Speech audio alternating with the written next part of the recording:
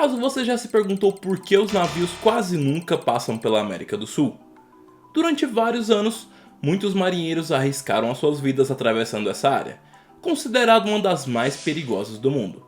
Essa área é chamada a Passagem de Drake, e foi durante muitos anos uma passagem muito importante para a navegação, pois era uma ligação entre os oceanos Pacífico e Atlântico. Mesmo com os ventos fortes, grandes ondas e até mesmo icebergs, os marinheiros enfrentavam esses perigos. O Cabo Horn é o ponto mais extremo, localizado no sul do continente, a mais de 100 km ao sul da Ilha da Grande Terra de Fogo, que pertence ao Chile. Se olharmos ainda mais ao sul, encontramos a Antártida, que está separada do Cabo Horn por cerca de 650 km. Ao contrário dos outros cabos famosos, o Cabo Horn não está conectado ao continente, mas sim a uma ilha. Ao longo dos anos, mais de 10 mil marinheiros perderam suas vidas tentando cruzar a passagem, e estima que cerca de 800 navios tenham naufragado. A principal causa desses desastres no Mar de Drake são as suas condições climáticas extremas, como tempestades ferozes e mares muito agitados. Os ventos podem ser extremamente poderosos, atingindo velocidades de cerca de 80 nós, o que equivale a mais ou menos 150 km por hora.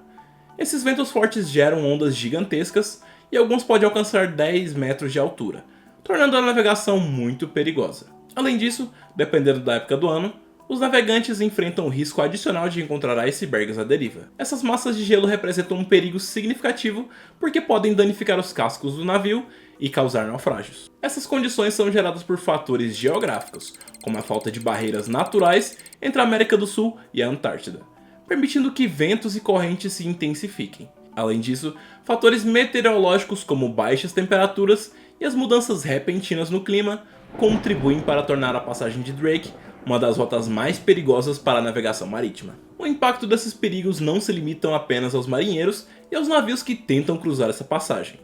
As condições severas também afetam as atividades comerciais de transporte na região, prejudicando a economia da América do Sul. No vídeo de hoje, nós vamos entender a geografia da região e como isso pode prejudicar economicamente a América do Sul.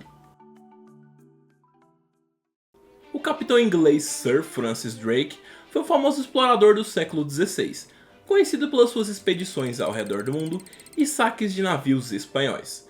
Em uma de suas viagens a serviço da Rainha Elizabeth I, navegando pelo Estreito de Magalhães, localizado no sul da América do Sul, um de seus navios da sua frota decidiu navegar mais ao sul e descobriu uma rota que ligava os oceanos Atlântico ao Pacífico. Embora Drake nunca tenha de fato navegado por essa passagem, ela ficou conhecida como a Passagem de Drake em homenagem às suas contribuições à exploração marítima. Nos séculos seguintes, essa passagem se tornou uma rota importante para o comércio, pois haviam poucas rotas entre o Oceano Atlântico e o Pacífico naquela época. No entanto, a passagem de Drake logo ganhou sua reputação tão temida, pelos seus perigos naturais, como as tempestades e os vários naufrágios que citamos anteriormente. Mas por que essa passagem tem tantos problemas? Um dos principais fatores que torna essa passagem tão perigosa é a sua localização próxima ao Polo Sul, onde as correntes frias são particularmente mais intensas. Além disso, a Antártida tem a sua forma arredondada e é cercada por vários outros oceanos, como o Pacífico, Atlântico, Ártico e Índico.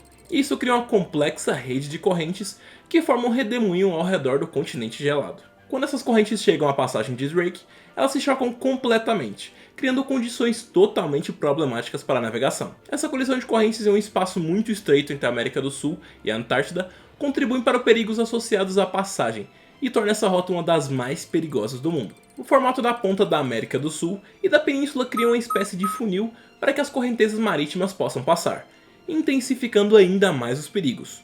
Como resultado, a correnteza aqui é considerada uma das mais fortes do mundo, circulando cerca de 120 milhões de metros cúbicos de água por segundo na região. E ainda a falta de barreiras naturais para conter o fluxo de água também contribui para a intensidade das correntes. As ilhas do arquipélago de Erro Ramírez, localizadas no meio da passagem, têm pouco impacto na configuração das correntes. A região é dominada pelo Mar da Escócia, um dos mares mais profundos do mundo, que separa a América do Sul da Antártida. A passagem de Drake ainda é conhecida por suas ondas gigantescas, que podem chegar até 12 metros de altura. Em 2022, um navio de cruzeiro que passava pela região foi atingido por uma dessas ondas que causaram danos e ferimentos à tripulação. Esse problema costuma ser bastante comum, Além disso, na passagem ocorre o encontro das correntes sul-americanas e das correntes frias. O sol mais intenso na linha do Equador aquece as águas, que depois se movem para o sul, descendo pelo Cone Sul, até a ponta da América do Sul. Esse encontro entre correntes quentes e frias aumenta ainda mais a intensidade das movimentações marítimas, contribuindo para a turbulência dos mares da região. Porém, a importância dessa passagem acabou completamente com a inauguração do Canal do Panamá, que também conecta o Oceano Pacífico ao Atlântico, impactando diretamente a economia mundial. Estima que 6% da economia global passe por esse canal todos os anos. E se não fosse por esse canal, grande parte desse comércio não seria realizado ou acrescentaria muito mais tempo e custo nas viagens. Outro lugar com uma situação muito semelhante encontra-se na região do sul da África, que é conhecido como o Cabo das Tormentas, devido aos vários naufrágios que ocorreram lá.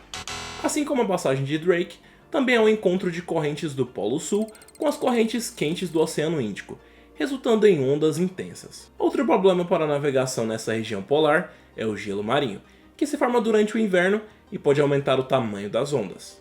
Esse gelo se move com as correntes oceânicas e pode criar ainda mais obstáculos para a navegação. Esse perigo é tão real que podemos ilustrar com um evento histórico, o famoso naufrágio do Titanic em 1912, que ocorreu no Oceano Atlântico Norte, cerca de 600 km a sudeste da costa da Terra Nova, uma província do Canadá.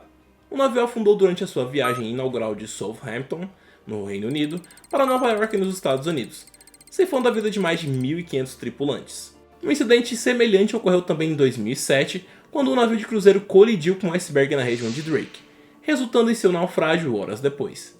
Felizmente, todos os passageiros foram resgatados. Isso levanta uma questão muito importante. Será que a passagem de Drake ainda é muito perigosa mesmo com as tecnologias atuais? Em determinadas épocas do ano, o mar e o vento ficam bem mais tranquilos, facilitando a navegação. Mas o problema é que as condições climáticas na passagem de Drake são totalmente imprevisíveis.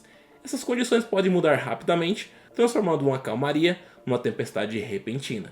Mas como de fato isso pode afetar a economia da América do Sul? A resposta é bem simples, na verdade.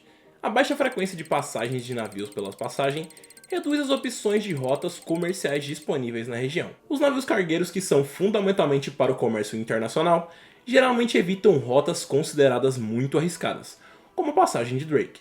Isso significa que muitas viagens poderiam ser realizadas através dessa passagem não são feitas, afetando negativamente o comércio e a economia da América do Sul. Um exemplo muito claro atual é o Estreito de Bab el-Mandeb, uma rota marítima muito ágil e calma, porém os navios cargueiros podem ser alvos de piratas, o que adiciona um elemento de risco à rota.